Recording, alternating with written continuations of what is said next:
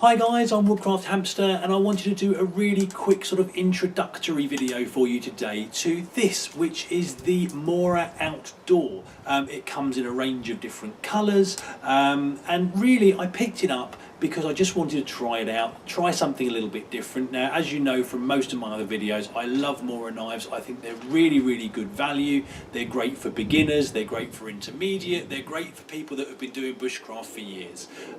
You know, and for the price point, I mean, this was less than £15 delivered.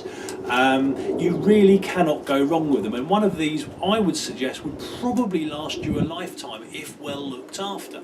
Now, I will bring the camera in just a second to give you a closer look, and we'll see what this knife is all about. Right then guys, so here we have the Mora Outdoor. As I say, fairly cheap knife, less than £15 delivered online. And it's kind of, in my view, an updated version of the Mora Clipper, which you can still buy. Now, what do I like about this to start with? So you've got the fairly standard Mora plastic sheath.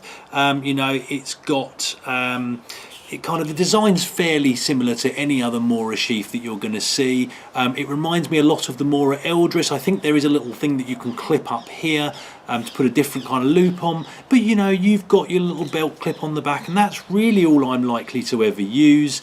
It's got a nice click fit to it, you know, so it's not really going to go anywhere if you wanted to do it upside down for any reason, or a side mount. And it's just a really sort of nice, you know, you buy a Mora, you're not expecting any frills and you're not disappointed.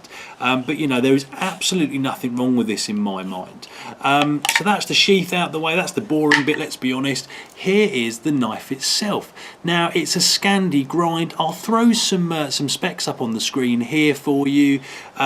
Most notably, it is 3.2mm thick, which is the same thickness as the Mora Robust, the thicker of the Mora range, which means that you can in theory batten with it. Now, the blade length is a little bit shorter than most Moras, certainly the ones that I'm familiar with, so you know, you wouldn't be able to batten particularly thick stuff with this, or I wouldn't want to anyway. But you know, that's just part and parcel of this particular knife.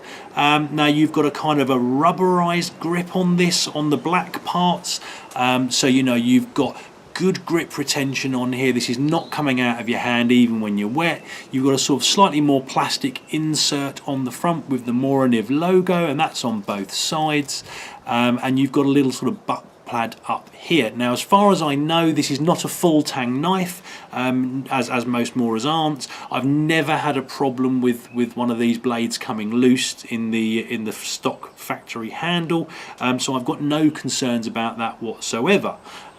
Just to give you a quick look at the blade in action, and this is not going to surprise anybody. You know, you can really get in there. You can make feather sticks with this thing all day long.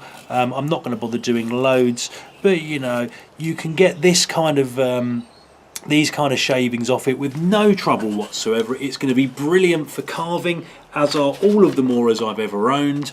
So you know, if you're looking for a kind of a joint bushcraft and carving knife, I don't think you're going too far wrong with this.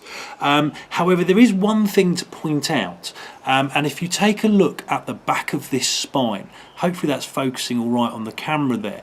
This is what's known as a rough or a raw ground spine, and it's done primarily for cost reasons. It's basically an unfinished spine. What that generally means, if I take just a standard ferro rod,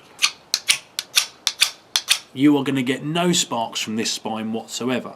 Now that will put some people off. However, in my view, this is a 5-minute fix. And I think I'm actually going to do another video showing you exactly what I would. Maybe I'll do that for next week's video for you. How to fix or not even fix, but how to modify a raw spine to get you a nice sharp 90-degree edge so you can get sparks off your fire steel. Now, this is the carbon version. which is in my view better for fire steels. You can strike a spark with stainless. I just find it a bit more difficult. You know, the reason I go for carbon is that's what I've always preferred. It's a slightly softer material, it's easier to maintain, it's easier to sharpen. The flip side is if you go for stainless, you don't have to maintain it as much, and it holds an edge for longer, but it's then more difficult to get an edge back on it. Those are just my views on it. But you know, so far, and I've only had this about a week, I really like this knife, and I knew that I would because I know that I like Moras.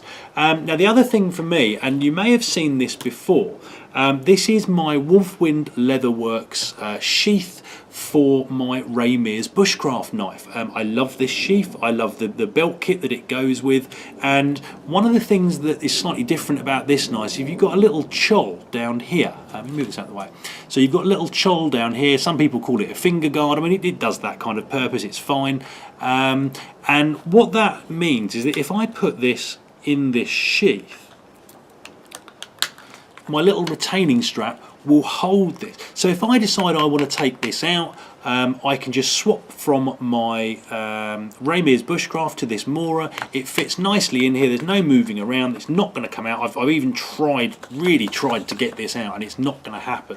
So it just gives me another knife to use with this sheath. If I'm going out for an afternoon or a couple of days, I just want to take a bit of a beater out with me, I can take this. And I think it just goes together really nicely. And really that's it. You know, this is a really plain and simple knife. It's no frills, as most of the Mora range are. They have got a few more expensive offerings out there at the moment. You've got the Garberg, and there's a couple of others whose names I forget. I may look at them in the future, but to be honest, you know, unless I'm looking for a bigger knife, you know, something like this, or the traditional clipper, which I've still got half a dozen of them kicking around where I bought them over the years. You know, this is a really nice little knife for bushcraft, camping tasks, a little bit of carving. You know, it's got a nice short blade on this, so it will go really well for carving. You know, most camp tasks, even a little bit of battening if it's small diameter branches, I think this will be fine with. And I'll probably do a few videos in probably the next couple of months or so while I'm out and about, just putting this through its paces. Right then guys, so as I said, this was meant to just be a really quick introduction to the Mora Outdoor. It's a really nice knife, it's no frills. You know, you've all seen Moras before. It's not really a huge deal different to any of the others you would have seen on my channel, whether it's the clipper, the companion, the heavy duty, even things like the basics carving knife. You know, Moras are Moras. They are brilliant knives in my opinion. I'm not sponsored by them in any way, I always buy mine full price. But you know, I'm a big advocate of them, and I really don't care if you're brand new to bushcraft and on a really tight budget. You know, this, I personally think a Mora knife is your best option as a beginner.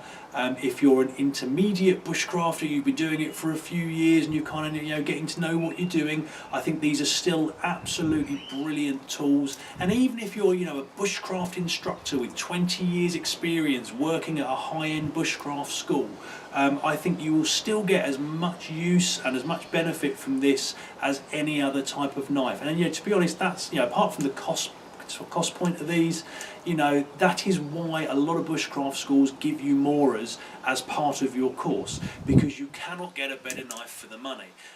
You know, this is going to keep me going all day long, whether I'm doing a little bit of carving, whether I am preparing some small scale firewood, kindling, tinder, doing some camp tasks, cooking at camp, all of these kind of things this knife will do. The only thing with this one, maybe unlike something like a clipper or a heavy duty especially, is that the blade is slightly shorter, so battening, although I will still batten with this, if I don't have an axe with me, I would only do sort of, I don't know, probably about 2/3 worth of the blade worth of thickness of branches and that kind of thing.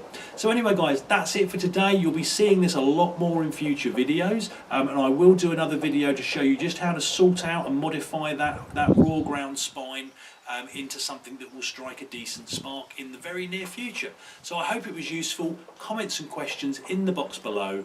Hit like and subscribe if you'd like to see more, and I hope you'll all join me next time. Cheers guys.